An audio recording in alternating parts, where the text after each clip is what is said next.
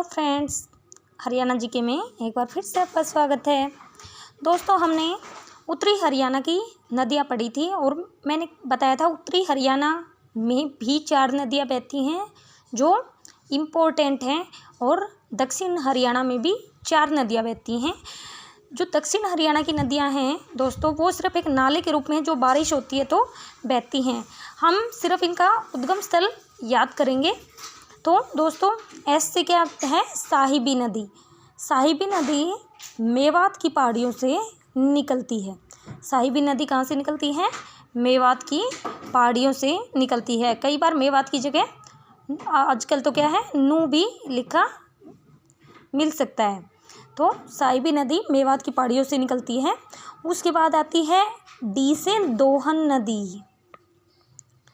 दोहन नदी।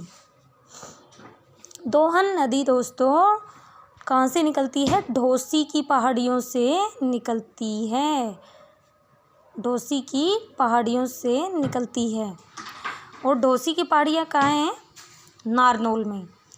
तो दोस्तों, ये दोहन नदी के बारे में एक प्राचीन कथन है कि ये भृगु ऋषि की पत्नी दिव्यपोलिका के नेत्रों से निकली थी।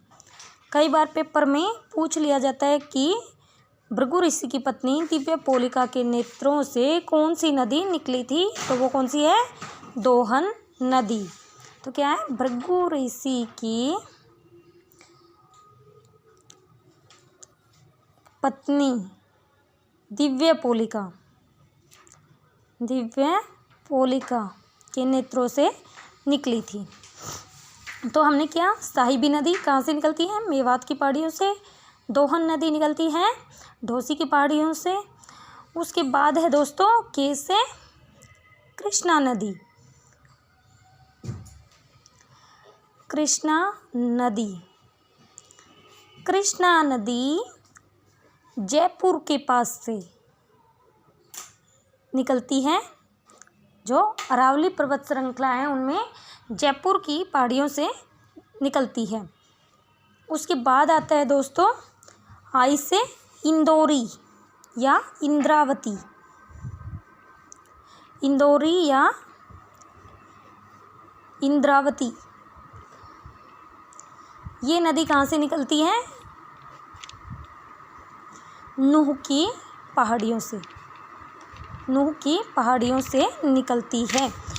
तो दोस्तों, इस तरह से हमारा नदियों का टॉपिक हुआ। तो इसमें हमने कौन कौन सी नदियाँ पढ़ी? 4 नदियाँ उत्तरी हरियाणा में और 4 नदियाँ दक्षिण हरियाणा में। सबसे पहले उत्तरी हरियाणा में हमने पढ़ा यमुना नदी, जो कहाँ से निकलती है? यमुनोत्री नामक स्थान से। और पहाड़ियाँ पूछ ली जाती है कई बार, कौन सी पहाड़ियों से निकलती है? तो ये बंदरपूछ की पहाड़ियों से निकलती है। उसके बाद दोस्तों हमने पढ़ा घग्गर नदी। घग्गर नदी दाक्षाई की पहाड़ियों से निकलती है। और ये हरियाणा में घग्गर नदी है वो कहाँ से प्रवेश करती है? तो हरियाणा में घग्गर नदी कालका पंचकुला जो जगह है वहाँ से हरियाणा में प्रवेश करती है। उसके बाद हमने दोस्तों पढ़ा हमने पढ़ा यमुना। फिर हमने पढ़ा यमुना के बाद हमने पढ़ा घग्गर नदी। घग्गर नदी के बाद हमने पढ़ा मारकंडा नदी। तो मारकंडा नदी शिवालिक की पहाड़ियों से निकलती है। उसके बाद हमने पढ़ा टांगरी नदी। टांगरी नदी निकलती है अपने जो पंचकुला में जगह है मोरनी की पहाड़ियों से निकलती है।